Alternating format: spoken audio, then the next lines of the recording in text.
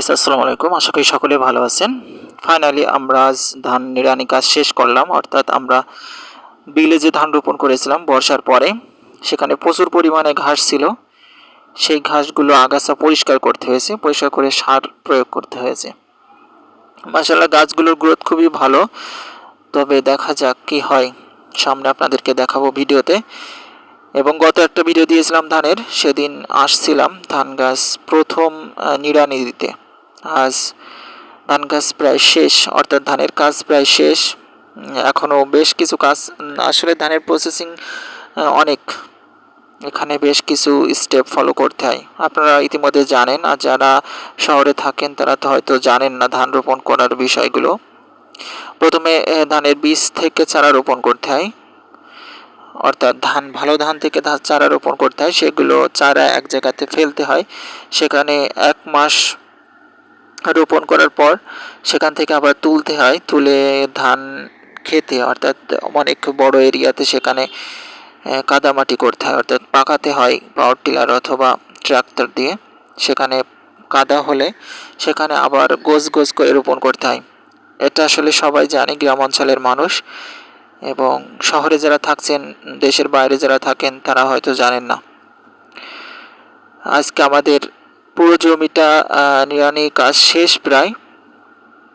দেখতে পাচ্ছেন ধানের গাছগুলো। আসলে এবার প্রচণ্ড বর্ষা, সে কারণে কিন্তু ধান লাগাতে অনেক দেরি হয়ে গেছে। সেই দেরি হওয়ার পিছনে একটু সমস্যা হচ্ছে, অর্থাৎ গাছগুলো অনেক গ্রোথ কম, এখন আস্তে আস্তে গ্রোথ হচ্ছে। এবং আমি কথাটি বলতে চাই, আমার পেজ অথবা চ্যানেলে যারা নতুন কাজ বা নতুন দেখতে আসছেন অথবা নতুন দর্শক, তারা অবশ্যই আমার ভিডিওটি লাইক কমেন্ট করবেন এবং সাবস্ক্রাইব করবেন এবং ফলো করবেন। তাহলে অন্যান্য ভিডিও আপনার কাছে পৌঁছাবে। আর গ্রাম অঞ্চলের ভিডিও যাদের ভালো না লাগে তারা অবশ্যই চ্যানেলে না আসলেই ভালো। আর যাদের অবশ্যই গ্রামের অঞ্চলের ভিডিও ভালো লাগে তারা আমার ভিডিও দেখতে পারেন এবং সাবস্ক্রাইব করে রাখতে পারেন। যেটা বলছিলাম, আমরা টোটালি প্রায় 2.5 বিঘে ধান রোপণ করেছি। আপনারা ইতিমধ্যে জানেন আমাদের পেয়ারা বাগানের পাশাপাশি আমরা ধান রোপণ করি আমরা খাবারের জন্য।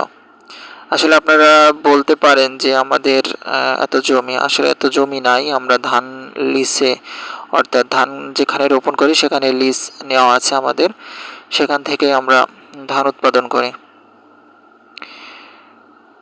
দেখতে পাচ্ছেন আমাদের ধান গাছ, একটু আমাদের ক্ষেত, অর্থাৎ এখানে টোটালি 2.5 বিঘা মর্ধ।